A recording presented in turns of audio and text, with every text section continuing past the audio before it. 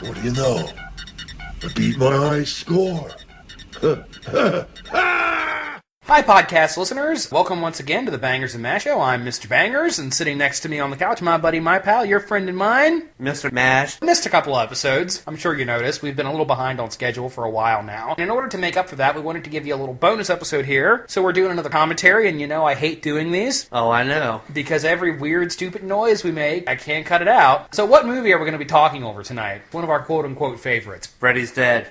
The final nightmare. Yeah, the final nightmare. I don't know if you can hear my quotation marks. This is not our favorite Nightmare on Elm Street movie, but I think it's the one we talk about the most. Definitely the most quotable of the movies, I Yeah, think. very much the Batman and Robin of the Nightmare on Elm Street franchise. But it's also severely underappreciated. Yeah, and for some reason, we're just big fans of the misfits of the big franchises. I don't know why. We always gravitate towards the shitty ones. Yeah, this movie's not shitty. I mean, it's not a good movie, but it's not shitty. It's a little shitty. It's not shitty. Tell them that we're watching the Blu-ray version so that they know which version we're watching. Yeah, this is the Blu-ray version, but I believe it's completely uncut and unedited. Should sync up. If you're watching at home, and I encourage you to, because otherwise this isn't going to make any damn sense, we are pressing the button now.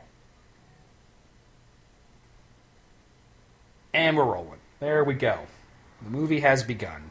Well, let's drop our first favorite one-liner while we're... There's the New Line Cinema logo. Yeah, and throughout the episode we're going to be giving you... we've both compiled our favorite Freddy Krueger kills and one-liners. So we'll be giving you those throughout this recording. And you wanted to give your first one-liner? Yeah. Which is, you are what you eat! That's from part 5. That is from part 5. Right. It's the doll kill. Yeah. Welcome to primetime, bitch. It's That's our quote. We go from Friedrich Nietzsche to Frederick Krueger. My favorite one-liner, I really think this is sincerely my favorite one-liner, is from part 3, which is, let's get high. Which is such an odd one to be your favorite one. I don't know, I just love that entire sequence. I love that character of Taryn, and I love that whole fight. I don't know, it's just Freddy at his meanest. And that was the Goo Goo Dolls singing the theme song, by the way. So this movie is set 10 years from now being when it came out in, 91, I believe? So this movie is actually set in 2001? Really? Let's see if you can find any indicators of that. Well, the great graphics, for one. Oh yeah, for sure. People were playing lots of Nintendo Power Glove in 2001. Maybe. You know, gaming's been on a retro revolution for quite some time now.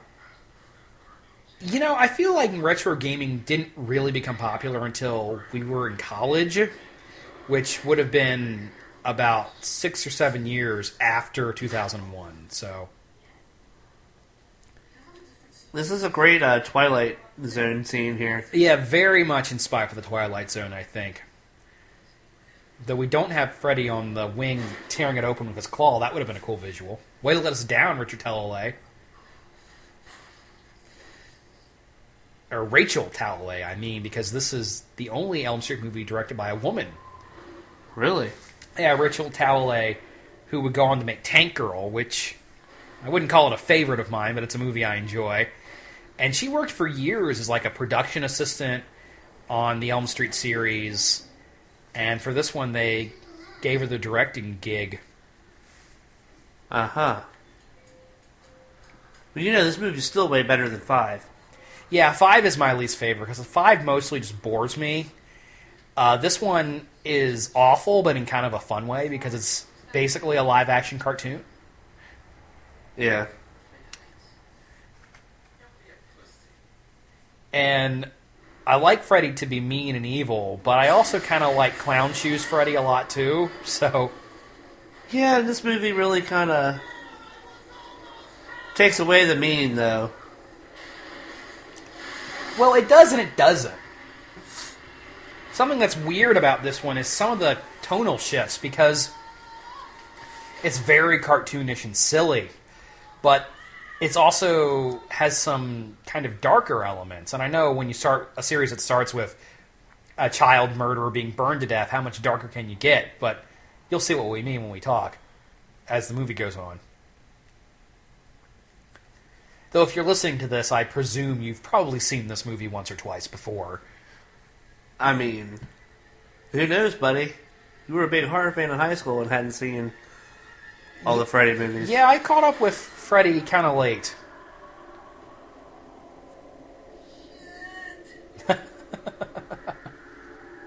Some nice searchlights there.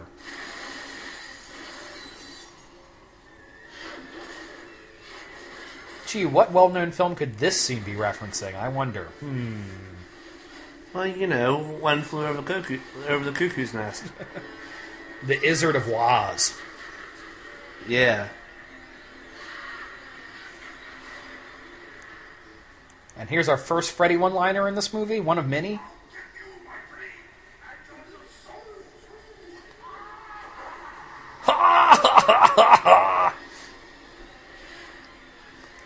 Though, it is sort of interesting because I know Kevin Yeager and a couple of the other effects people have referred to Freddy as the male witch because he has the classic witch outline with the crooked nose. So it is sort of interesting that they ran with him being a rather literal witch in that first scene. I don't know if that's interesting or just, it took this long? Oh yes, Breckenmeyer plays the stoner kid. Yes, he does. Hey, and Yaphet Kotto from Alien and Friday Foster is in this. Just saw him recently in Across 110th Street. He's great in that movie. Music by Brian May, but not the Brian May from Queen, I checked. Different Brian May.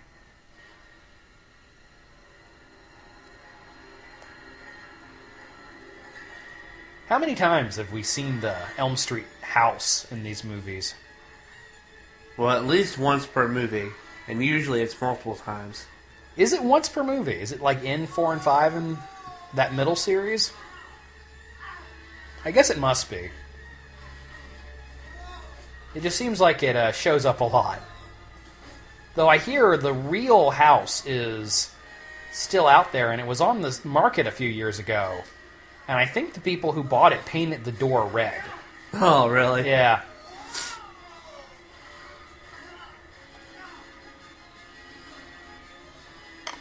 And I know in the great indie horror comedy Behind the Mask, The Rise of Leslie Vernon, they have a cameo. Kane Hodder has a cameo as the man living in the Elm Street house. He walks out and puts his garbage on the curb in one scene. Ever made you watch that one, Behind the Mask? No. I should make you watch it. It's a really good one.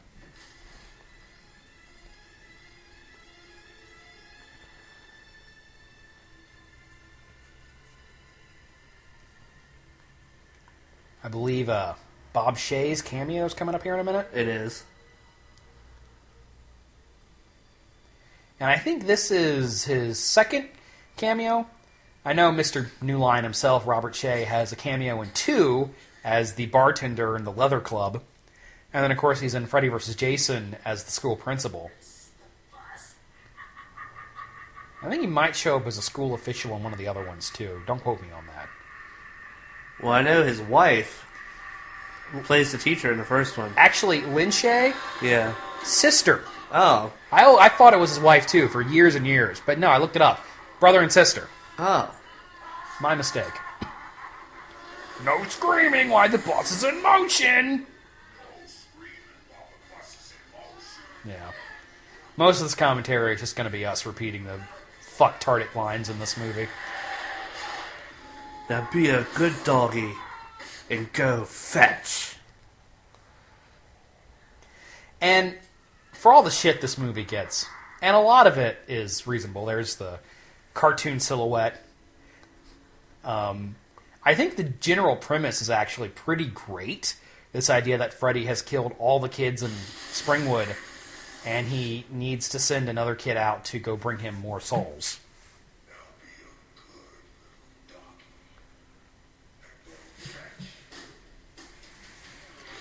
Now, you know who almost directed this movie, JD? Arnold Schwarzenegger. Not even close. Peter Jackson. Oh, really? Yeah, Peter Jackson was contacted about doing Elm Street 6, and apparently he wrote a script called A Nightmare on Elm Street 6, The Dream Lover. And part of the premise of that movie is that Freddy had become such a joke that kids would go find them in their dreams and beat him up for fun. Now keep in mind, this is Peter Jackson way before Lord of the Rings. This would have been in his Dead Alive, Bad Taste days. And I'm not too sure about that premise, but the idea of that era of Peter Jackson handling a Freddy movie is pretty enticing, I gotta say. Yeah, really.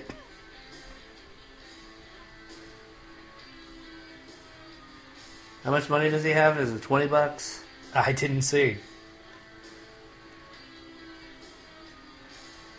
Now, another thing people really dislike about this one is the number of celebrity cameos.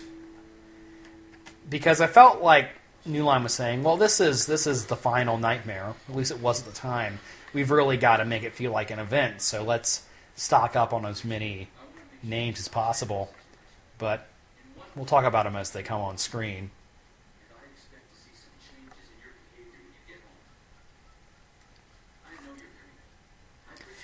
Man, that Ninja Tiger handheld sure looks familiar. They still sell those? No, they don't sell Tiger handhelds anymore. Good. They were terrible.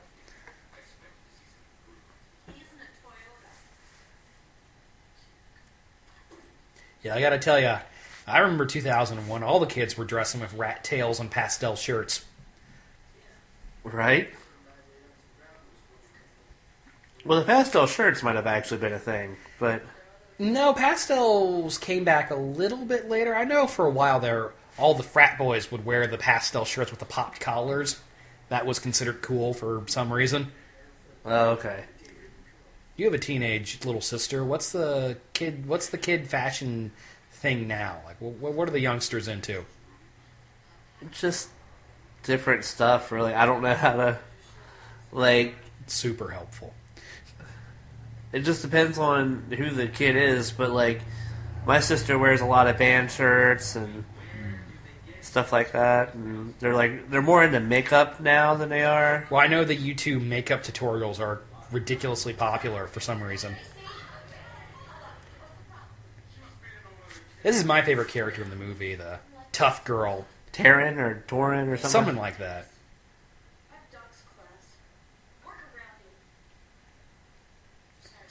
She's studying martial arts, and then you find out she has a history of being sexually abused by her father, which is another example of how this movie has some rather dark elements to it, despite being completely fucking ridiculous. And there's also a, like, junkie vibe in this movie. Yeah, all the kids feel like lost hope. You know, they... Yeah, here we go. Here's her training. Gee, Zach, do you think this will come in handy later on? I wonder. It's almost as if the writers snuck this in to establish...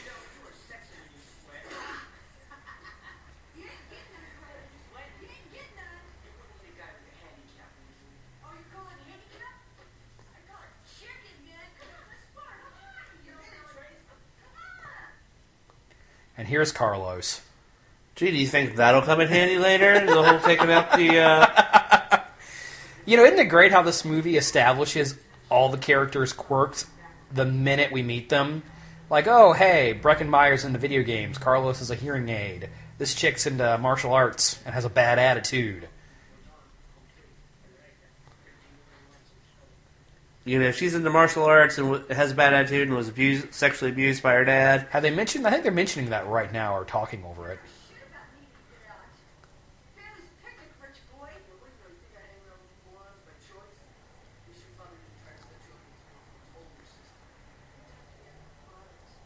Yeah, here we go. All right. You called it, bro. It's almost as if we've seen this movie a few times before. Yeah, only a few. And here's Yaphet Kotto, who is a black Jew, by the way. He's one of my people. And and I gotta say, I'm intrigued by this subplot with the whole dream demon things. Now, I don't know how the fans feel about giving Freddy a definitive origin like that, but I gotta tell you, I think it was time. Yeah. And I like the way they tie it into this vaguely ancient Egyptian idea. this concept that Freddy's connected to forces that are much, much older than he is. Yeah, I mean, all the other greats have a definitive backstory. I mean, does Jason have a definitive backstory? Yes, he was a mentally handicapped child who his mother was not watching. And well, the teens weren't watching either because they were having sex. Right. And he drowns in the lake, and then... Yeah, but it's not like we know what happens in between him drowning and part 2 has always been kind of nebulous. Fans debate, did he actually survive the drowning and just live in the woods for 20 years, which has never made any sense to me, or did he come back to life at some point? People debate how supernatural Jason is. Maybe he was just in a coma. I don't know. And I gotta say, in some of the fan fiction I've written, I've actually connected the dream demons with distinct Greek deities. Did you know that in Greek mythology, coming back to what we were talking about last episode, I believe the goddess of sleep has 3 children, which are like Thanatos and Phantasm. They're gods of like the god of nightmares, the god of dreams, the god of inspiration. And my little fan theory is that these 3 gods, the Onnoroi, they call them, after being abandoned by humanity, became bitter and evil and have engineered Freddy as a way to get revenge on the waking world. So, Nightmare on Elm Street screenwriters, if you're listening, give me a call. Uh-huh.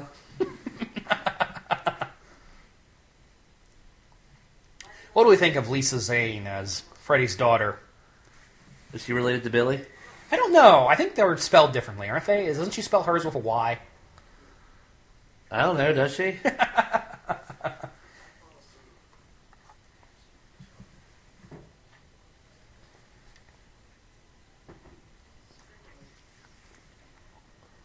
Some people hate the idea of Freddy having kids.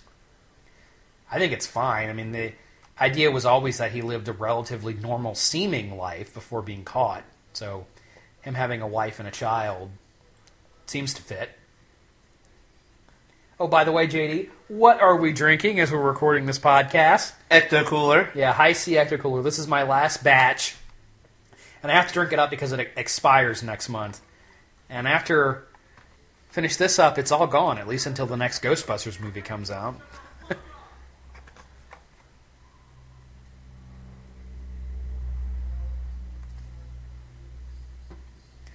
Now, I should mention this is our second attempt at recording this commentary. You didn't have to mention that, buddy.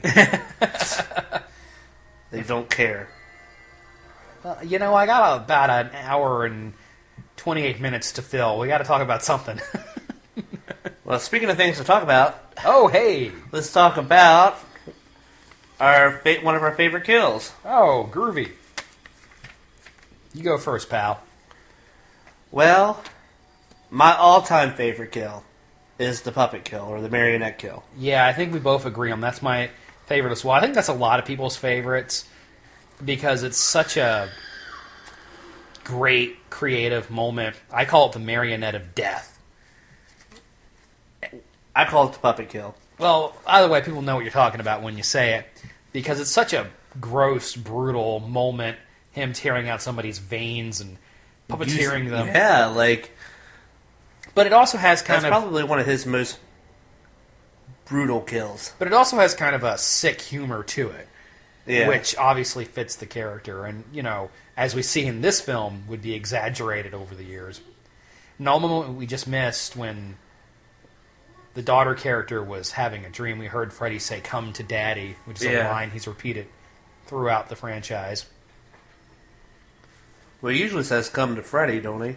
He has said both over the years. Now, would you consider the little ghost girl an essential part of a Nightmare on Elm Street movie?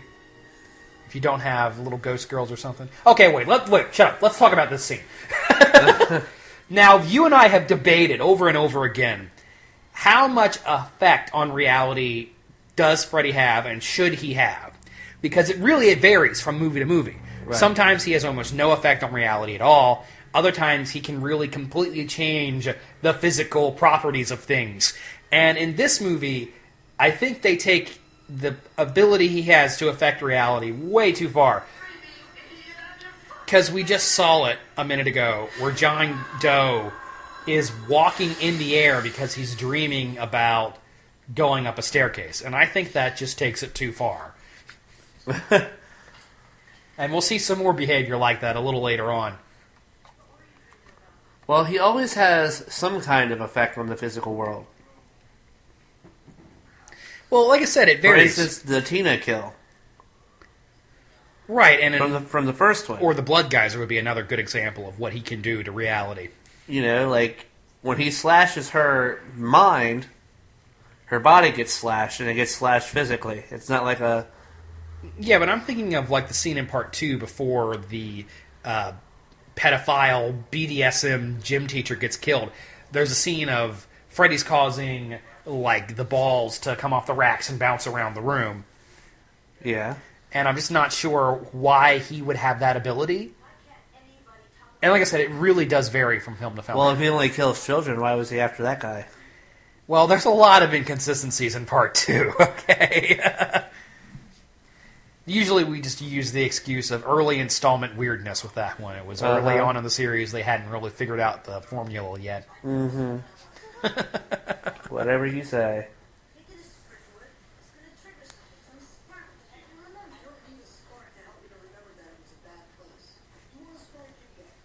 Now, interesting bit of trivia here.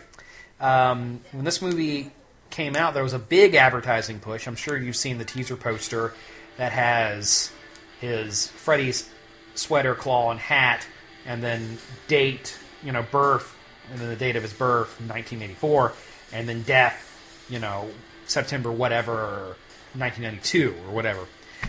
But another part of the advertising push that was kind of controversial is New Line got the mayor of some town in California to declare September 12th Freddy Krueger Day.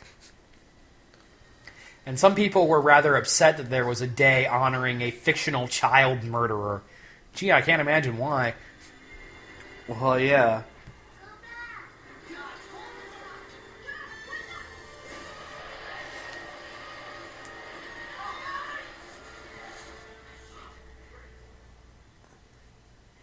Uh-oh, bust it.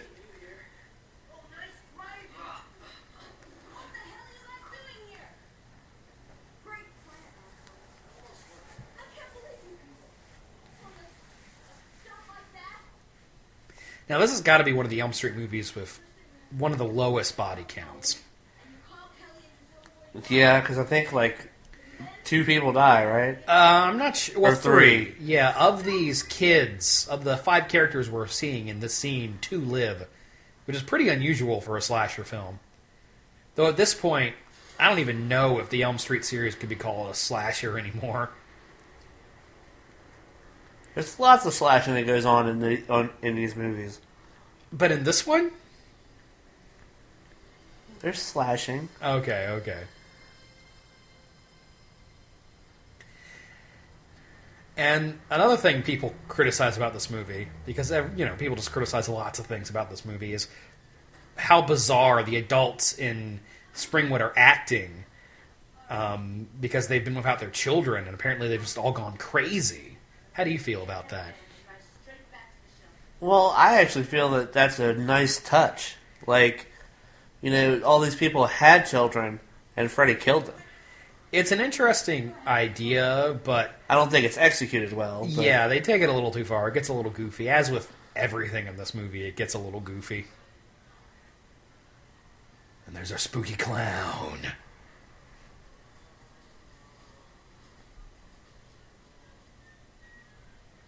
Because you look at it and you're almost thinking it's another dream sequence. Yeah, it feels very surreal. The whole movie has that attribute problem, if you want to call it that. Oh, wow, here's an ancient relic from a bygone era. A telephone booth. Oh, I thought you were talking about Roseanne back there.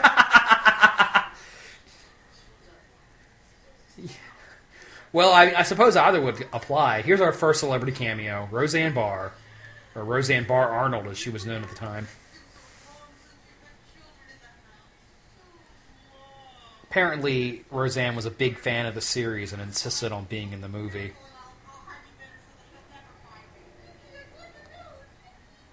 And here's Tom Arnold.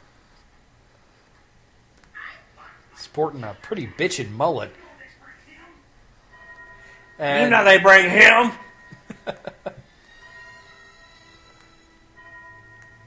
And at the time this movie came out, people were super sick See what you done did? of Roseanne and Tom Arnold, which I think may have contributed to the negative feelings people had towards this one. What's Tom Arnold up to these days? I know he's had like 5 heart attacks or something. I don't know. Really? Last time I heard, he was talking about how he has secret recordings of Trump being sexist and racist, which, in my opinion, hey, if you have them, Tom, release them. Not that I think it would make any difference at this point. Not to get political or anything.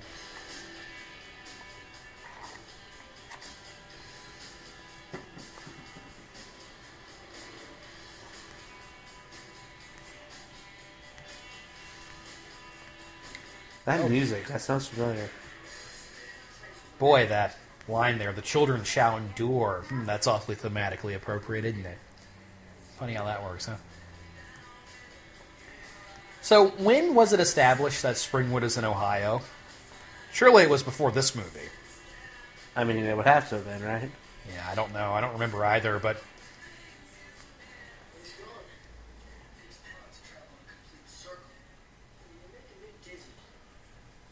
Hey, I think it's time for another one-liner. Possibly. I'll go first this time. My number 2 favorite Freddy one-liner has got to be... Got your nose! From Freddy vs. Jason. I gotta tell you, when I first saw that movie in the theaters, I remember that line coming up and just laughing. I don't know why that struck me as so hilarious. It was just such a classic Freddy Krueger moment. Yeah. So, my number 2 favorite is...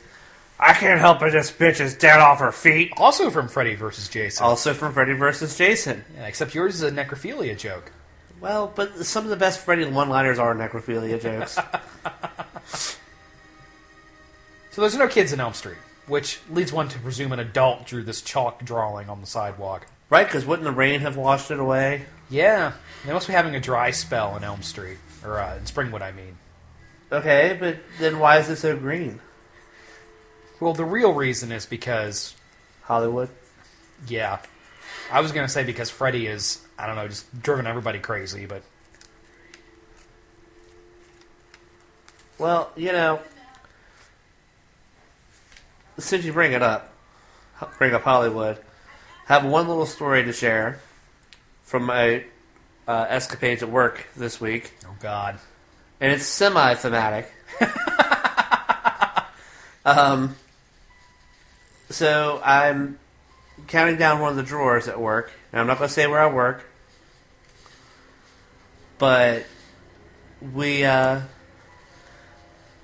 of my team members had accepted a $100 bill that was completely fake. To the point that it even said, like, for motion picture use only. Oh, jeez. Which is where it comes into being a thematic. Oh, yeah. I thought you were going to say it had Freddy Krueger on it or something. I was Oh, God, that would have been amazing. I would have begged them to let me keep it. trying to pay you in Krueger dollars. How much is one Krueger worth? What's the... Your soul.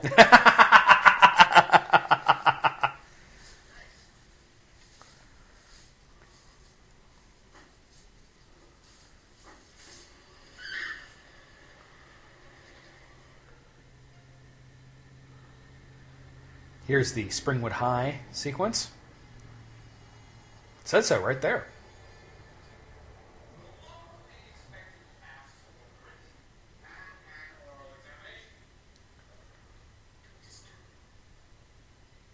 He looks plenty disturbed to me already. Ha ha. Do people just leave crucifixes lying around these days? I don't even think we have a crucifix in my house.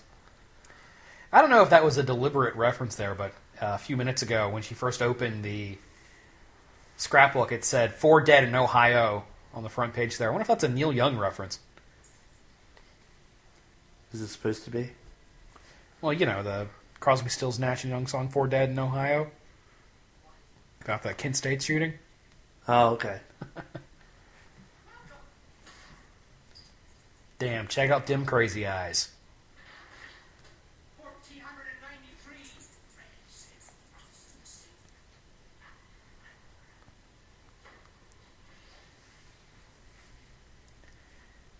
Should we mention what's special about this Blu-ray we're watching?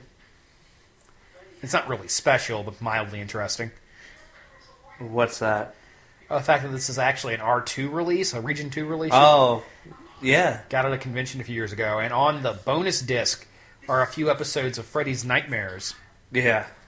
Which, you know, every time I sit down and watch an episode of Freddy's Nightmares, I'm thinking, like, well, this is going to be kind of cool, right? A Freddy Krueger TV show. But it's always terrible. Yeah, like, Freddy's never in any of them. And he's in a few episodes, but he's, you know, it's him in, like, a Crypt Keeper role. And even that sounds cool. But too often... it's just poorly executed. Yeah, you can see why the show only lasted 1 year. Like, it should have been... if it was on HBO, it probably would have been better. Yeah, I think so.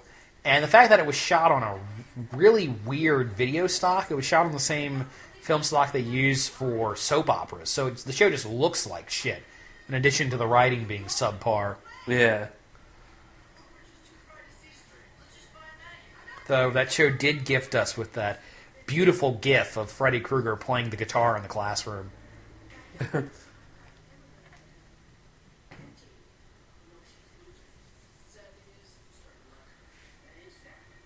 And I see Blu-ray with these movies, like, the only thing it really does is make it seem like the movie just came out, like, 2 years ago.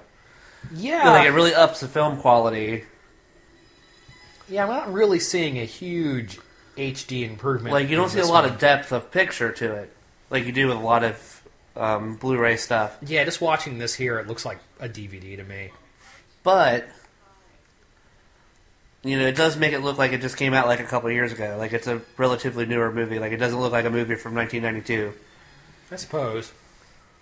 Except for the style. Fashion and the music and everything else about the movie. Even though, you know, this is supposed to be set in 2001. Just break into any fucking house I want to. This is a cool effect. I like what the house is about to do here. Yeah, transform into the Freddy house. Yeah. The Freddy House Massacre. Because now it's like, oh, there's children in Springwood. Now Freddy's got his mojo back. I like the for sale sign lit on fire. Oh, man, the video game kill's coming up. This is the whole reason we did this fucking commentary. I'm playing with power now. Oh, so soon. So soon. Don't forget about the power glove.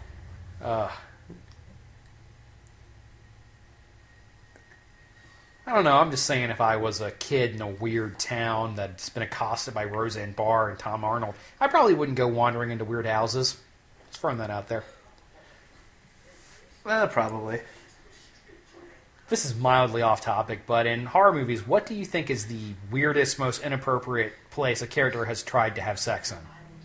Ooh, the coffin. Night of the Demons? And Night of the Demons. That's a good one, but I actually think Halloween Resurrection has a worse one, where they're down in the basement of the murder house, and the girl takes her shirt off, and they start getting comfy. And then I believe some skeletons fall on them or something like that. Yeah.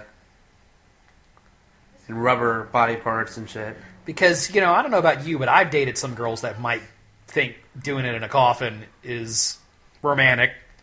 But dude, you don't have to lie to the internet. They know you didn't date any girls.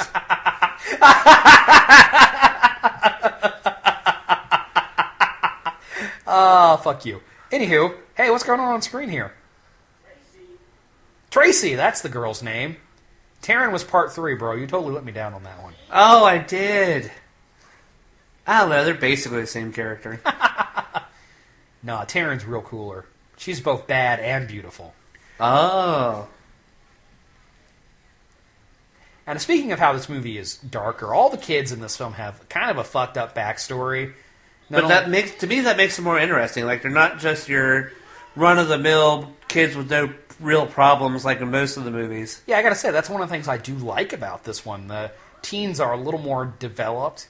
More relatable. Yeah. When we did our Elm Street episode a few years ago, I mentioned how I'm not a super huge fan of the characters in 4 and 5. I know a lot of people love Alice, but I've always found her to be kind of annoying. Your mileage may vary. Oh, God. Your shit grosses you out? You can just tell it. It's painful.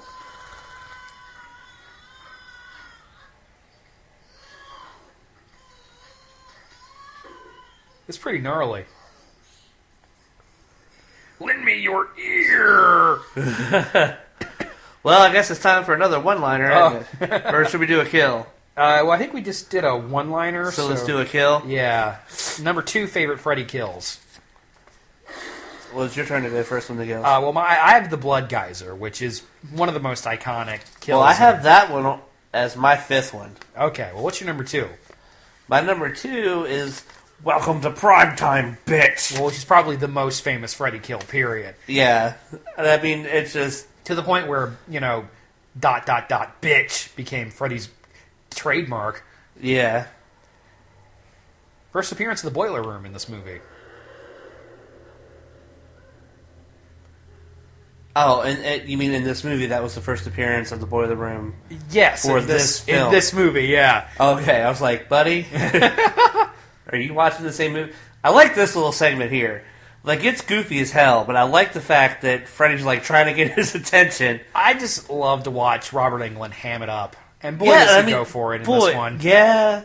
He is all ham. He is 100. He's the whole fucking pig in this movie. And... he's like that in real life. We've met him. Yeah, and I was going to say, when you were talking about bitch a minute ago, when we met him at the con a few years ago. Yeah, he's like, nice shirt, bitch. Yeah. The man knows his audience. And then when he finally started walking down the line, like, the first thing he did was he pulled out a, pulled out the Freddy laugh. Yeah, the man knows how to please. And he's like, I like your shirt, bitch! Yeah, you said that already. Well, I know. We're just going through the process. God. This is weird. Some weird body horror. The ear turning into a spider crab thing. That gives him super amplified hearing. Yeah, Zach, just describe the movie as it's happening. That's a great thing. People love it when commentaries do that. Okay, but how does the screeching not hurt his ears? Like, the dripping of the water bothers him. That's a good point. That's definitely a big gaffe in this movie. They should fix it. This is neat. Just pulls the pin right out of the fucking finger. I like the bomb sound effects they make as they come down.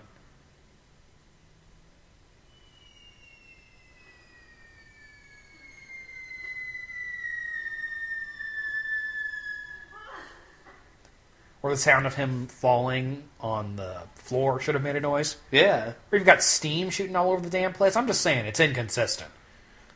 I mean, granted, we're in a nightmare realm, but...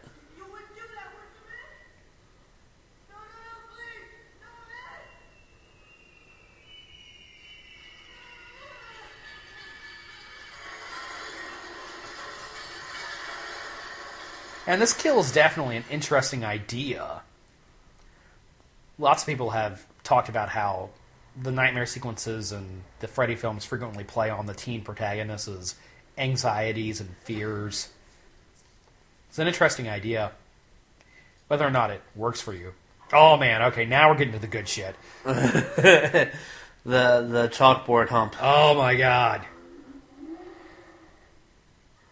It's the great chalkboard molestation of 92. Well, the fact he doesn't just drag his nails down the chalkboard. You're going to see it here in a minute. Again, say what you will about the movie, but Bob goes for it. Mm-hmm.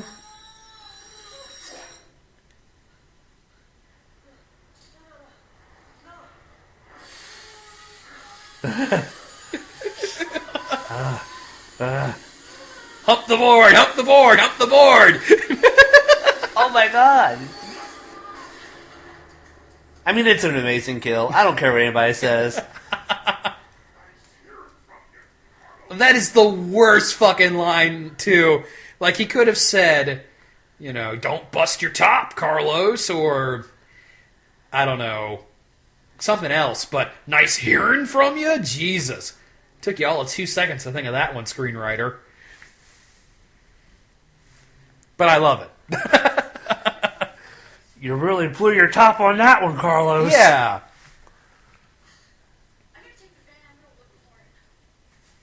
Is that a TV clock?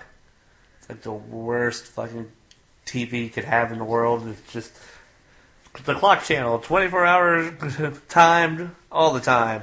Wait, I think Inagata Davida Freddy's coming up here in a minute.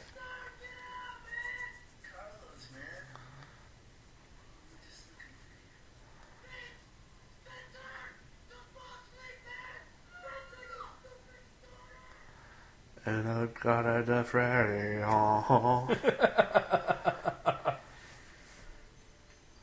Another way, and perhaps the screenwriting was deficient, is the way the supervisor of these teens just leaves them and goes off on an adventure. Maybe not the best decision? I don't know. You decide. The collective you, not you, personally. Sure. All right, you want to give another one-liner here? Sure. I think it's time. All right, so my third favorite one-liner is talk about a wet dream. Oh, that's a great one from 4. Yeah, that's 4. Yeah, that's 4. Yeah. Well, my number 4 is, well, I'm just going to kind of include the whole sequence. I believe the line is something like, you know, faster than a bastard maniac, more powerful than your local madman. Yeah. It's Super Freddy!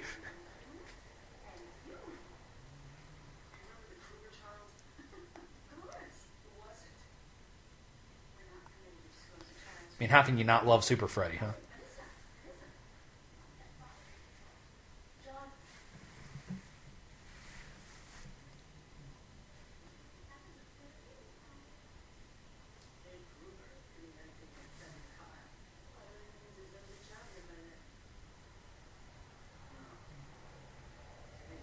Isn't it convenient that this little sketch would have him in a sweater, huh? So you can recognize who it is.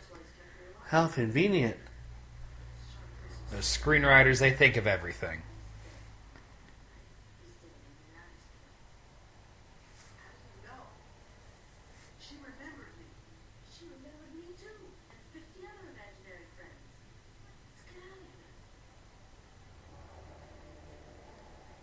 Do you think that model house in the background is meant to be a reference to the model house in Part 3? Maybe.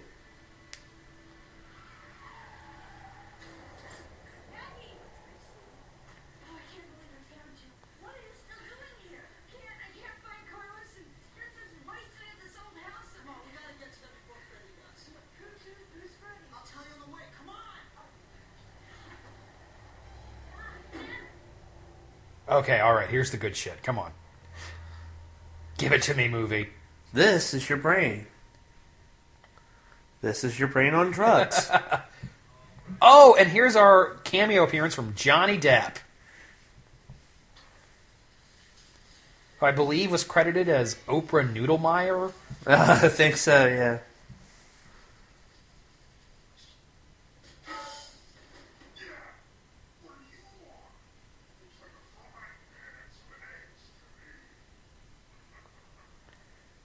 Hey, this guy's a pretty hip dude. Oh, here we go. Psychedelic Freddy, man.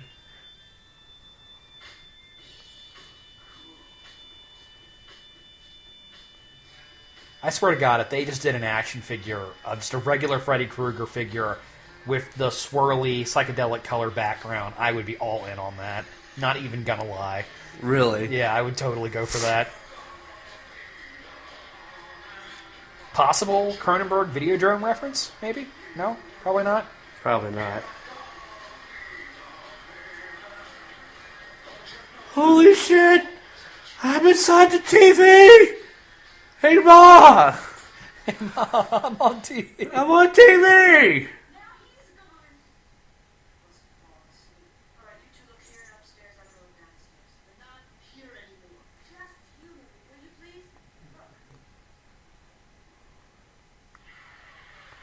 Okay.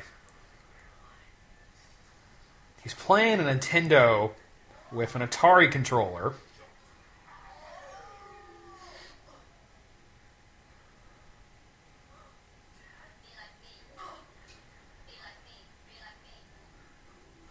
The lack of subtlety in this idea.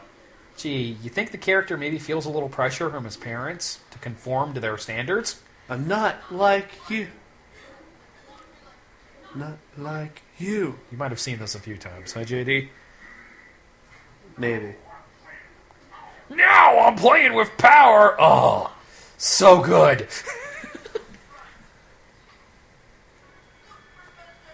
Super Spencer! Jesus God. Whoa, great graphics. Oh. Now, in a minute, we're going to have... I mean, I don't know what anybody else says, but for me, the most notorious, infamous, beloved moment in this film coming up soon. Nintendo had no approval of them using the Power Glove. Really? Yeah, they didn't get Nintendo's permission. I mean, if you look at the scene, it's obvious Freddy's not playing a Nintendo system. But afterwards, after the movie came out, Nintendo found out about it, and they were actually totally cool with it. They said, oh yeah, if you'd asked us, we totally would have said yes. Because they just assumed there's no way Nintendo would have approved this. Well, I mean, this is a loosely R-rated film. Yeah, I mean, you know, by the early 90s, horror had softened a lot. And I think it just had to do with the environment. By that point in time, if a film had... well, I should say if a horror movie had a lot of blood in it, the MPAA would be very hard on it. Even though if it was an action movie, that they didn't care how much violence it was in. But all right, so when I was talking earlier about Freddy manipulating reality too much, this is the scene I was referring to when Breckenmeyer is bouncing around the house like fucking Super Mario. Whatever. Still amazing.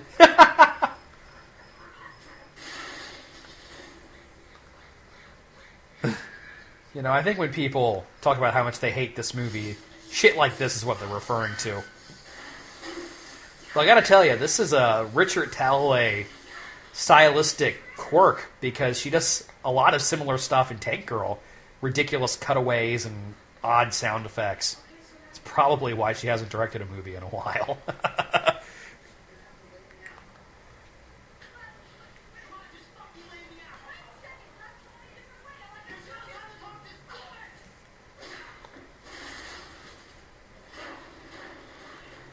Thank God these barrels were here.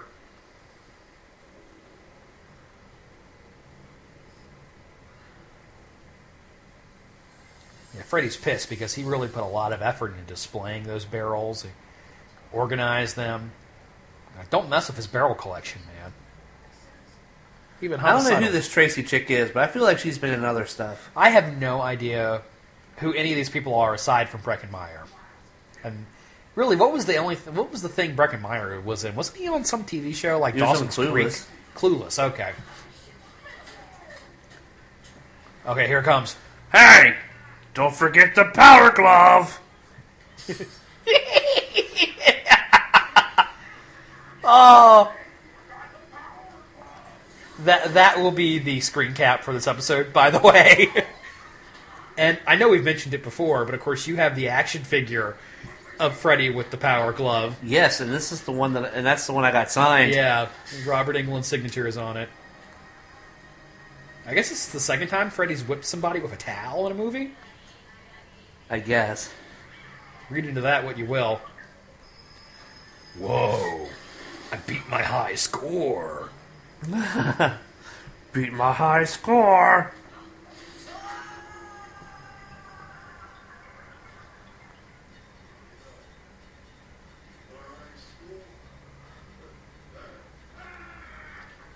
God bless that man. God bless him. Oh, this is cool. I forgot about that. The TV filling up with blood. That's actually a nice touch. Now, what do you think of the Freddy makeup in this one? Because really, if you look at the makeup consecutively from movie to movie, he really does seem to become less burned. Yeah, but this one's actually pretty good makeup. I like it. Really, because he's like the least burned out of all the movies in this one. Yeah, but he doesn't always have to be. To me, it's not always about the burn. It's about the effectiveness and how scary he looks. And is he scary in this one? Well, no, but that shit's got to heal at some point in time, buddy. We just missed Freddy getting kicked in the balls there. No, I saw it. That's at least the second time somebody's tried to kick Freddy in the balls, right? I'm confused because in Freddy vs. Jason, he kicks Jason in the balls. And it does nothing. Yeah, because, one would assume that rotted away years ago, and it's not like Jason was going to be using it anyway. Right? Although I'm sure there's Rule 34 of it out there somewhere. Oh, I know there is, because sometimes you stumble down some dark avenues on the interwebs. On the interwebs. Now, have I mentioned this bit of trivia already? You know how long this movie was originally?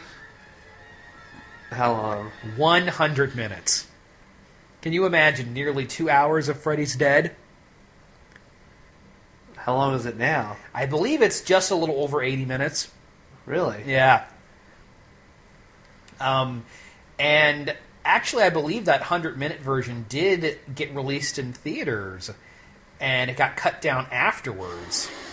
And I don't think that footage has ever been released or anything. I don't know if it's on the Blu-ray, but it makes me curious about what was in the film. I can only assume a lot of it would have been maybe some more Freddy backstory. Maybe. Or maybe it was some more bullshit nobody gives a shit about. How can we sleep when our beds are burning? A little midnight oil for you kids.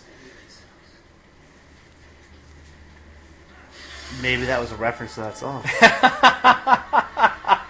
That hit single from Midnight Oil. Hey, I think it's time for some more one-liners here. Or deaths. One-liners? I think we did one-liners last. I think it's time for a death. All right, let's do a death. All right. So this one isn't really a death, so it's kind of cheating. But in 3, with the worm... The Freddy worm. The Freddy worm, where he's trying to eat Patricia Arquette. Yeah. That's just a really cool sequence, and it amazes me that they were able to pull that off. Yeah, it's a pretty great effect and very grody. And I think, perhaps, not unintentionally, Freddy looks rather phallic as the worm. Yeah, he does look pretty phallic. But read into that all you want, I don't know. And that got a pretty cool callback in Freddy vs. Jason when he became the Freddy Pillar. What the fuck is happening in this movie? Why is Breckenmeyer's shirt a parachute?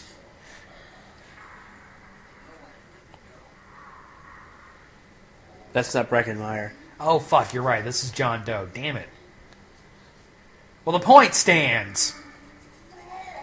Wrong! Why isn't that a meme? Freddy going, wrong!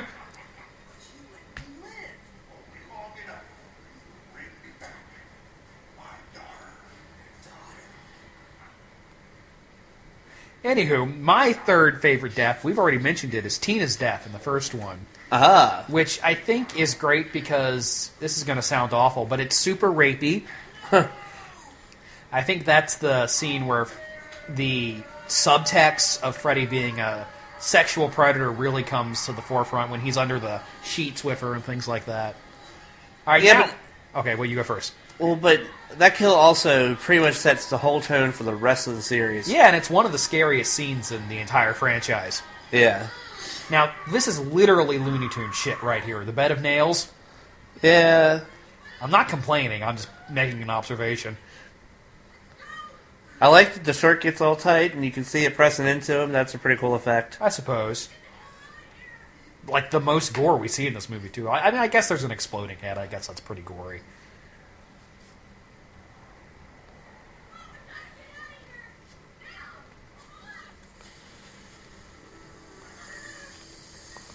That raises some questions. Why did his body just turn into light? Oh, I see. But, wait. I'm confused again.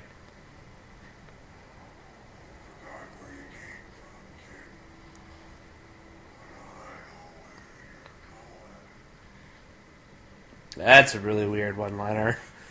That you take in so many different ways.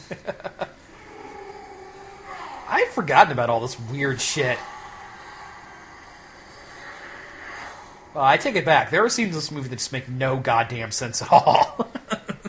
And not like in a surreal dream way, just in a what the fuck are the writers smoking way. I feel like a 12-year-old wrote this movie. Yeah, a little bit. Kind of feels that way. And I think that's another reason why this movie for so long got such a bad rap. Is this was presented as the final nightmare. This was supposed to be the ultimate Freddy movie. And I think a lot of people were perhaps disappointed because it's not a film that compares to the franchise's best films. Right. But since then, I don't think there's been a full-blown reevaluation. It's not like Halloween 3, which is a movie everybody used to hate, and now a lot of people actually say, oh, I love Halloween 3. But there is a slow tide of people saying, well, you know, Freddy's Dead, I should say, has its place in the franchise. And it's really goofy, but it's still not the worst. So I mean, I would say this movie is charming in its badness. Yeah, like, you know, I think what the writers were doing is they were like, look, there's no way that we're ever going to top 1 or 3. Well, so let's just try to top 4 and 5. And, you know, the crazy kills aren't really doing it. So let's take it in a new direction and let's make them funnier. You know, I think that's... Let's make this a movie that teenage boys will take their teenage girlfriends to and, you know, snog to all back night. row. Yeah. You know, I think you've just put more thought into it than the people who wrote the movie actually did, JD. Because you got to remember they were cranking these things out on an almost yearly basis. Yeah. Now, the Elm Street movies have always had a slightly more higher budget and more thought put into them than something like the dregs of the Friday the 13th franchise when that was nearing the end of its initial run. But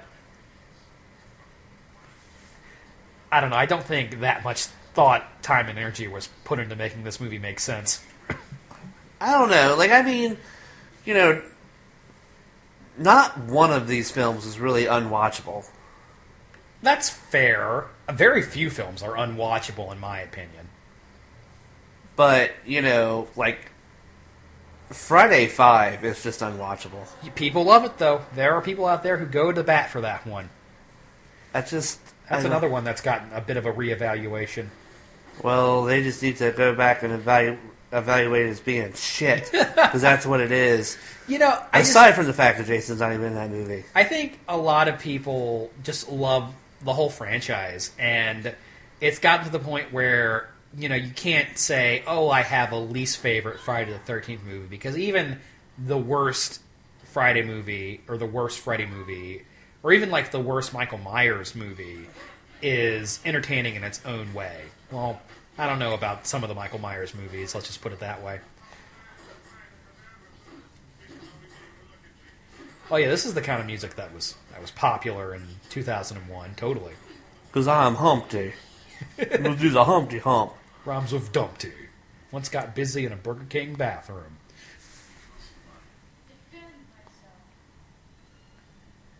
And I feel like, was it just me, or was women's self-defense courses something that was in the air a lot in the early 90s?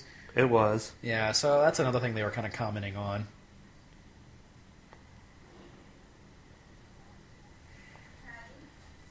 And we'll be coming to it soon, but something I actually do rather like about this movie is the backstory we get on Freddy. Yeah. We get to see some of his double life.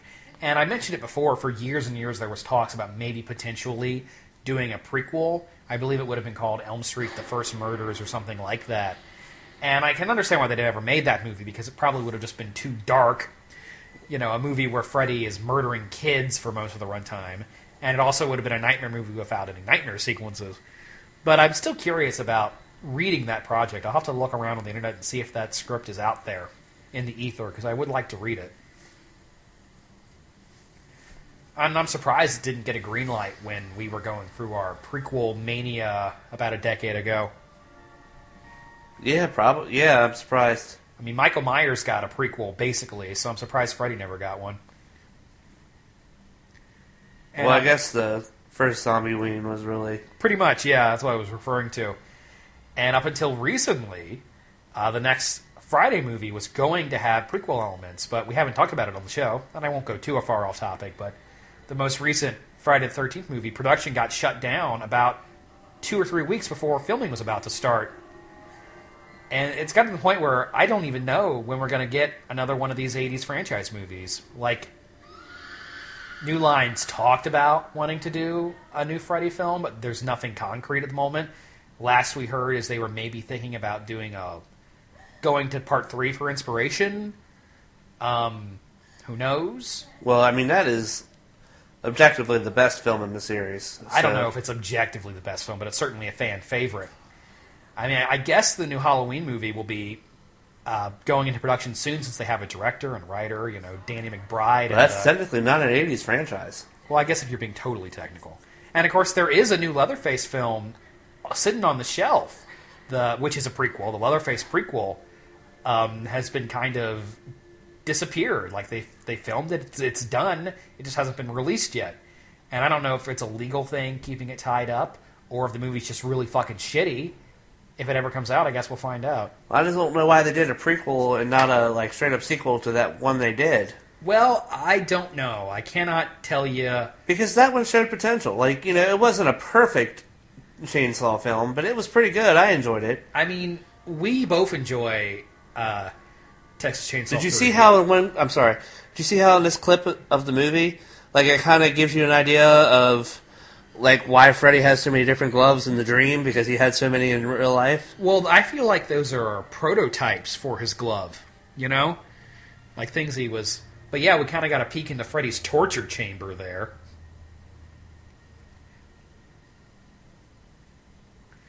I don't know, I can't tell you. I can't give you insight into the minds of movie studio executives, JD. It seems to me most of them don't know what the fuck they're doing. But they make millions and we don't, so... That's a cool Freddy shot, just him standing there with the hat. And, now thanks to the internet, the fedora is associated with the creepy MRA types on the internet, these kind of gross dudes who say unflattering things about women. And, the fedora is always like, hey, if you're wearing a fedora, you probably think you look much cooler than you actually do. But I just want to say, Freddy was making the fedora creepy years before that was even a thing. Yeah, but he looks good in it, too. Oddly. I've never seen anybody pull off a fedora like Freddy. Are we ready for another one-liner here? Yeah, I guess we are. All right, number 4. It's your turn to start. Well, it's one we were just talking about earlier. It's one we got earlier in the movie. Now I'm playing with power! Which I love, I love, I love, I love. Everything about that stupid fucking Power Glove sequence I love. Alright. So, this is probably one of the most iconic one-liners from the whole series. What's that? I'm your boyfriend now, Nancy! Yeah, I bet Heather Langenkamp gets asked to say that line about 100 times at every single horror convention she does. Speaking of one-liners, there was a good one just now. Every town has an Elm Street, followed by a perfect Freddy laugh. Well, do you want to go ahead and do kill number 4 while we're at it? Alrighty then. We're winding down. There's only about a half an hour of the movie left, so sure. Alright, who goes first? You. Alright, my favorite kill is also not quite a kill, but it's a big special effects sequence. It's the scene in part 2 where Freddy... Jesus, I can't talk. This is why I edit so much. It's the scene in part 2 where Freddy cuts his way out of the kid's body. And we see such as the eye and the throat... Yeah. The skin peels back and Freddy climbs out of him. That's a really cool sequence. That is a really cool sequence.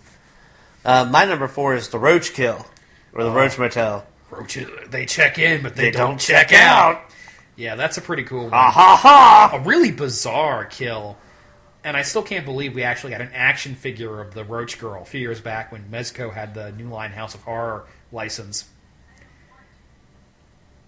And I guess the New Line House of Horror doesn't exist anymore because they don't have the rights to Jason anymore. They don't have the rights to Leatherface anymore. Huh. The only New Line horror franchises are Freddy, Critters, and Final Destination.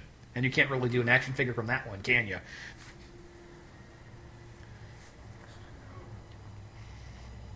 Okay, you want to talk about disproportionately dark, weird, gross stuff. Hey, here's Tracy getting manhandled by her dad.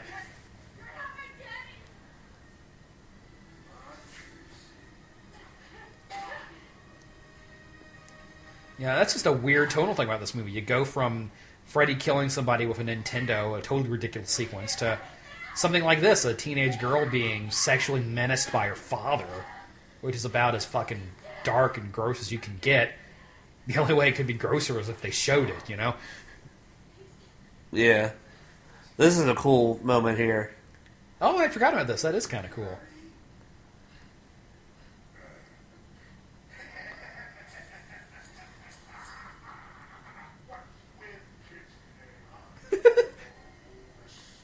What is with kids today?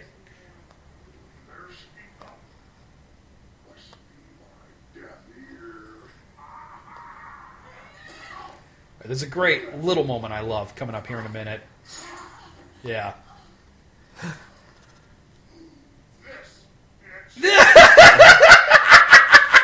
I forgot about that one. Wait. Yeah. Wonder Claw. I know, I love it. There it is. Art. It's art. Well, that's the thing about this movie is it takes Freddy to its natural conclusion. Yeah, it goes as nutty as it wants to be. It's you know, it's like that rap album. Instead of naughty as they want to be, it's nutty as they want to be. You know, and I feel like New Line looked at the director and they were like, you know what, it's the last one. Just go crazy. Just do it. Yeah, I feel like that. Whatever you want to do it. You got the money. Everybody's going to go see this movie anyway. Yeah, they're going to go see it. It's going to be a hit. Do whatever you want. And I think Goofy Freddy is more accepted now. There was a point in the fandom where everybody was like, man, you know, 4 through 6 sucks. I hate Goofy Freddy. I hate Clown Shoes Freddy. And I'm not saying, you know, 4 through 6 are definitely the weakest films in the series, as much as I enjoy this film. Well, 2 is pretty 2 has weak. its place. I think 2 is interesting. But anyway, now fans are more accepting of Goofy Freddy. And I just think, you know, we're in the post-irony era now. Like, maybe it's just because we've gotten older, our generation has gotten older, and we're more accepting of things we might have turned our noses up at one point in time. Oh, here's Kung Fu Freddy. Where was that fucking action figure?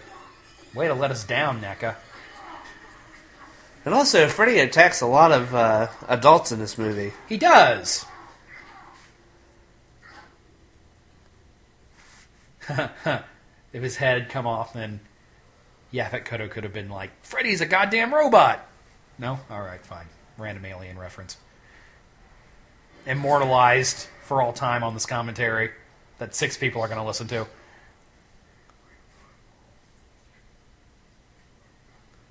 You know, though, I've always wanted to see a Freddy movie where he went after younger kids. Oh, like the kids he preyed on in real life. Yeah. I don't know. That would be kind of weird. Sort of a little too dark. Well, I mean, not like that young. Like, I'm not talking like 8 or 10-year-olds, but I'm talking like... By the way, here's a good callback to part 1 with the green blood. Yeah.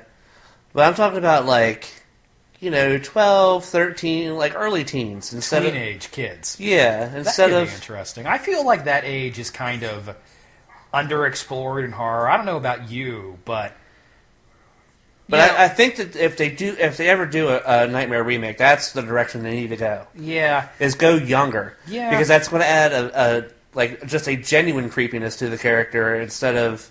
Well, I feel like that's an underexplored area for horror because 15 through 18 was not a particularly good time in my life, but 12 through 14 was much, much worse. You know? Like, high school wasn't great for me, but middle school was like 10 times as bad. So...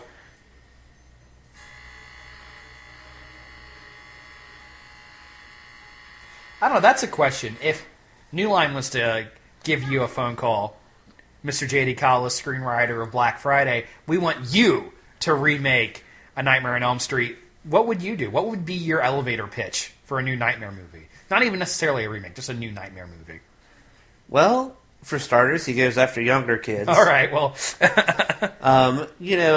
But just because he goes after younger kids doesn't mean you have to... Or, just because he's a child molester doesn't mean you have to make him a child molester. Yeah, really be in your face about it, the way the remake was. Yeah, you can just have the subtle hints or whatever. But, I just like the idea of him just, stalking kids in their dreams. I think one of the reasons why the first one is so scary is because he doesn't kill them in the first dream. He toys with them for weeks. Yeah, Freddy likes and I want to explore that. Freddy likes to scare people. He really gets off on the fear. I don't want to explore just the kills. I want to explore the mental anguish that he puts them through before he finally kills them. Yeah, well, if that scenario was to happen to me, I got a phone call. Zach Clopton, author of Last of the Monster Kids, pitch us your Nightmare on Elm Street movie. It's weird. I've thought about what I would do with a Friday the 13th film or a Halloween movie, but I haven't actually thought about Nightmare that much. But I would want to do something more psychological, kind of explore the subconscious ideas in the film. I mean, I've always said Freddy lives in the subconscious. And let's go into that a little bit more. Let's explore the dream aspect. And I'm not really sure how I would approach that, but I think taking inspiration from Part 3 is a good idea. The whole setting of a dream clinic for troubled youths, that's a good place to start. Uh-oh, and here comes the 3D stuff. We didn't mention Freddy vision. We haven't mentioned the Freddy vision, yeah. Notoriously, this movie was released partially in 3D, and I guess that was just another gimmick to make this film special. Because by the early 90s, the 80s 3D thing was pretty much over. Yeah. But here you go. And one of these days I got to go on eBay and get me a pair of Freddy's Dead 3D glasses because they're super cheap. People sell them for like $10. Really? Yeah.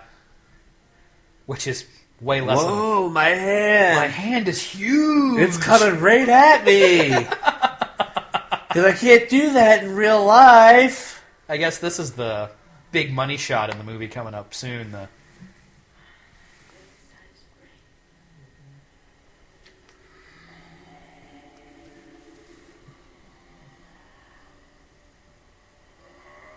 This sequence reminds me a lot of Jim Henson's Labyrinth. I don't know if that has any bearing. See, this shit is cool. I actually really like this. The camera floating through... I mean, it's Freddy's brain. Yeah, it's a brain. It's, synapses. And it's really interesting. As a visual, if nothing else. You a fan of the Dream Demons? I am a fan of the Dream Demons. Why, are you not? Oh, no, I think it's cool. Like I've said before, I feel like it was past time for us to get an explanation for why Freddy can do these things he does in the dream world.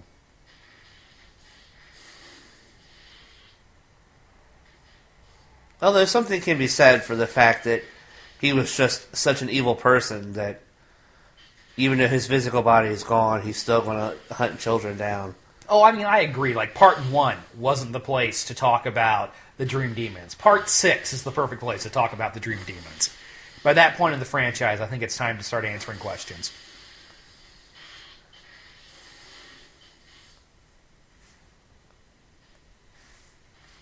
All right, you think it's time for another kill or one-liner? Well, let's go with one-liner. All right, this is finishing up our one-liners So this is my last one-liner. Your number 5 favorite Yes. Freddy one. We should have done this in reverse. We should have. Oh, well, too late now. You are all my children now. Yeah, and that's a cool shot in Part 2 because he's backlit by the fire and he's got his Yeah, hands I up. mean, I'm not a fan of 2. It's well documented at this point. But, I mean, that's a really cool freaking scene. Yeah, no, I agree with you. And Part 5, this is from one of my favorite films in the series, a rather underrated entry. Hey, Dylan, you ever play Skin the Cat? Oh, I love New Nightmare. And before we wrap that up, I just want to mention I have an honorable mention, and it's an honorable mention because it's not a real Freddy line. It's not from a movie. It's not said by Robert Englund, but it's the line from A Nightmare on My Street by Will Smith and DJ Jazzy Jeff. I'm your DJ now, Fresh Prince!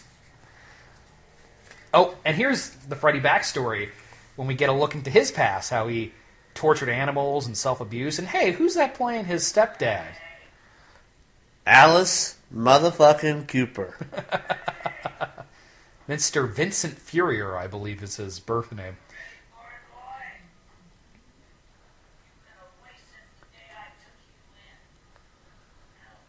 And he's even doing the Alice voice. He's not doing his, Milwaukee voice. He's talking like Alice does in the songs.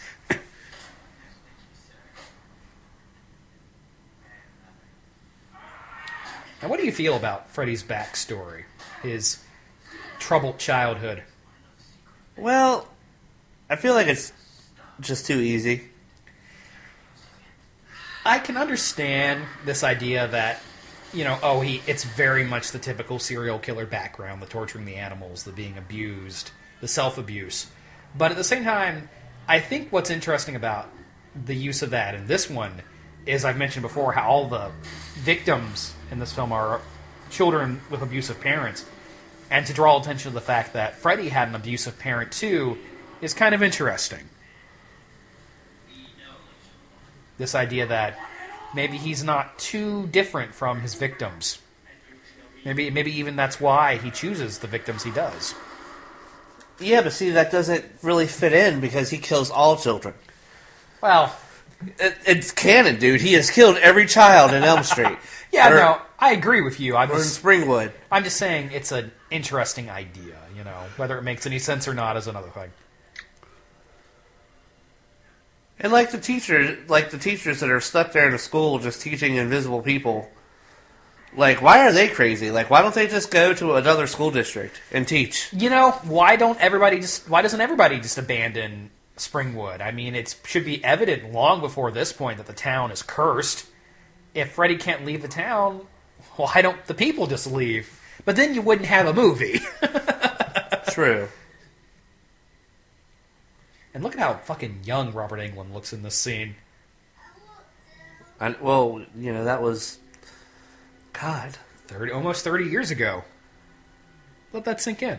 It was 26 years ago. Yeah. If this was 92. Yeah.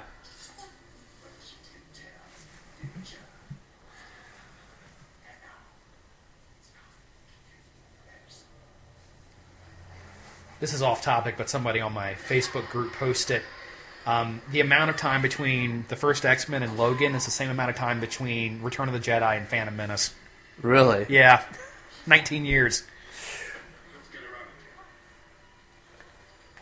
We're old. We'll be dead soon. Hey, this is cool. Freddy's got boob heads. Or head boobs. Jesus. Head boobs. Why are there boobs on his head? It's because bladders. Old spaghetti arms. Now, I've never understood why this series utilized the idea that you can bring Freddy into the real world from the dreams just by basically holding on to him. Because that happens in the first movie. That's how they beat him in the first movie. Beat him, however you interpret the ending of that film. And then it doesn't come up again until part 6. Isn't that odd? Yeah, but then they use it in Freddy's dead. In Freddy vs. Jason. Yeah, they use it there, and they use it in the remake. But it's just interesting that Freddy has a definitive weakness, a pretty easy way to defeat him. Well, maybe not easy, but a known way to defeat him. And they just fail to mention it. I think it's because they realized it was... Watch this. Uh-oh. Oh, man, it's coming towards me. Whoa! Has this movie ever gotten a 3D home video release? I don't know. I don't think it has. I know Friday the 13th Part 3 has, but I don't think... I'm not sure Freddy's Dead has had a 3D home video. Man, you work in retail. People still buying 3D TVs? I don't even think people still sell 3D TVs. Yeah, I think the bubble on that market popped pretty quickly.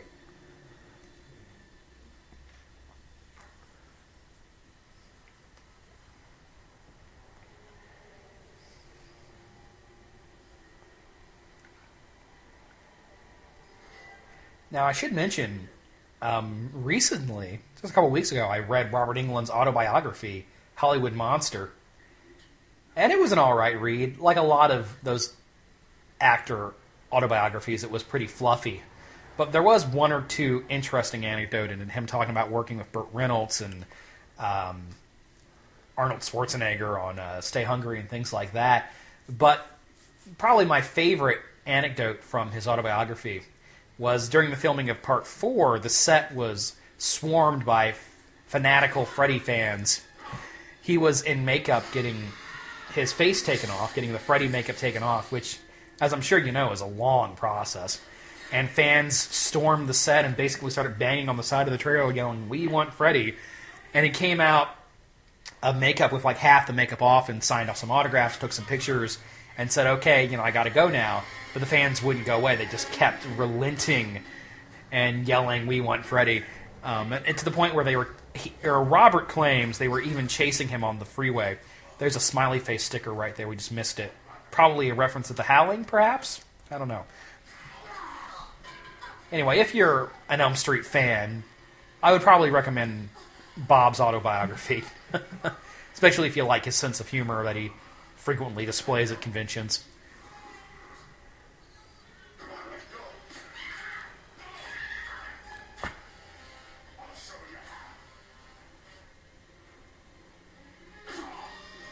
Oh, damn.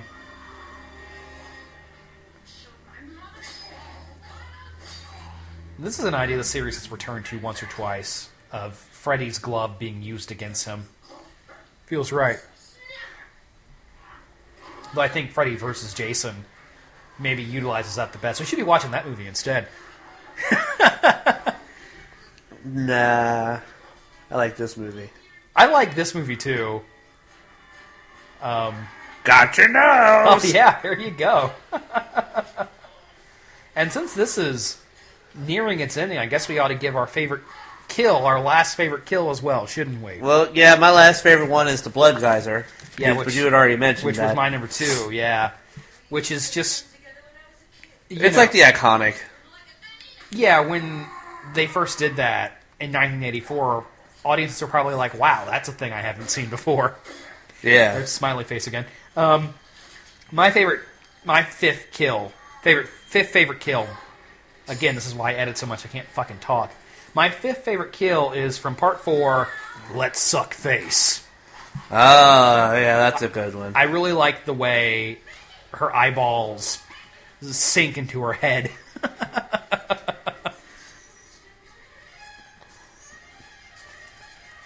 And hey, if anybody's listening to this, if you've got favorite Freddy kills, let us know. We'd be interested in hearing that. Oh, here's some more 3D stuff. Fucking ninja stars.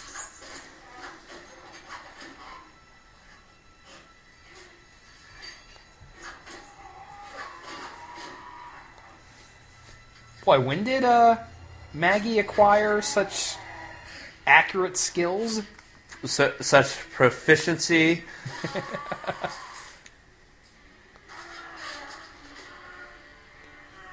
I honestly feel like maybe Freddy takes the most abuse out of anybody in this film.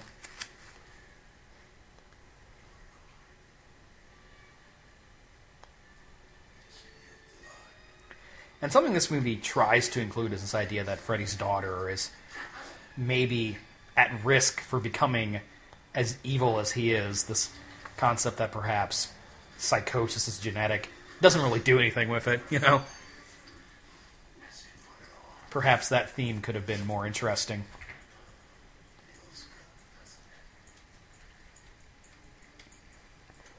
Why is there a trash can on the table?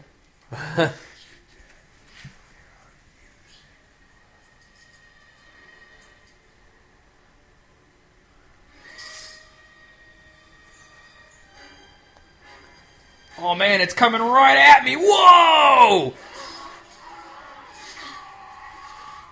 And the movie itself really suggests this solution. If you don't have 3D glasses, just smoke some weed first.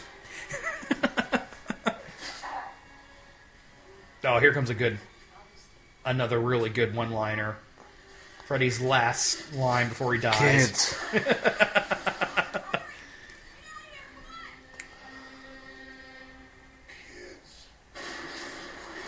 coming right at you. Whoa! I mean, but he does die hard. Like, you gotta give the man that. They do. They really play it up. He gets stabbed and skewered, and then they blow him way the fuck up. It's like, look, guys, he's dead this time, for reals. Well, yeah, we're gonna get that moment here in a minute. Freddy's dead. Credits. I should mention that the title, Freddy's Dead, comes from the Curtis Mayfield song that was actually written for the movie Superfly, which I just watched recently. The first time I saw this film, before I came around to appreciate the wonderful eccentricities of Freddy's Dead, I actually said to myself, wow, this end montage is the best part. Well, it might still be. It's a pretty good montage, and I do dig the Iggy Pop song. Now, there was a clip of the suck face scene. And the roachkill, and the blood geyser. It's almost like a highlight reel. And thanks to the brain trust on IMDb, they helpfully point out that this is the second movie where Freddy drives a bus. Yeah, that's useful, thanks. Important question, since we'll be talking about our favorite Freddy kills all throughout this recording. If Freddy was to kill you, JD, how would he do it? Well, since you're thinking, I know what mine would be. Freddy would kill me, I would be sitting at my computer desk editing a podcast, and the mouse would grow claws and dig into my hand and come out of the computer monitor and say something piffy like, "You need to go wireless," and then kill me.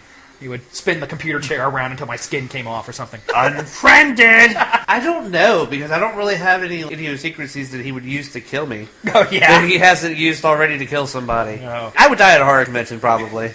And I love even the theme song is incredulous. There's Iggy Pop singing, "Do you really think Freddy's dead?" He wasn't. He'd come back a couple times. I have no doubt that we will see Mr. Frederick Krueger in a motion picture again at some point. Probably soon. Oh, isn't that sweet? Rest in peace should be in quotation marks. Pop up a question mark at the Oh end. my god, yes!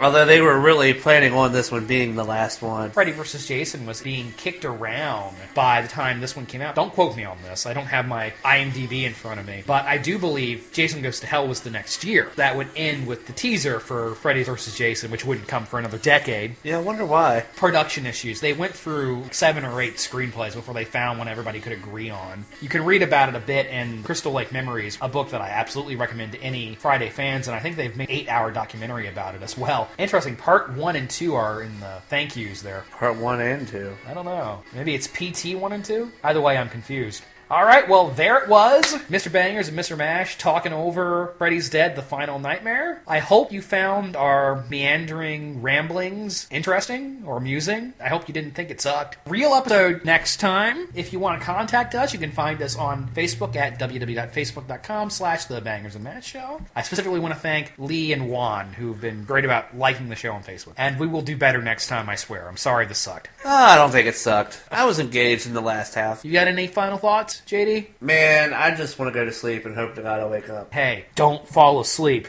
Oh, wait, no. Don't dream and drive. No, wait. Got your nose! Lend me your ear. Fuck it, the episode's over. Nice hearing from you.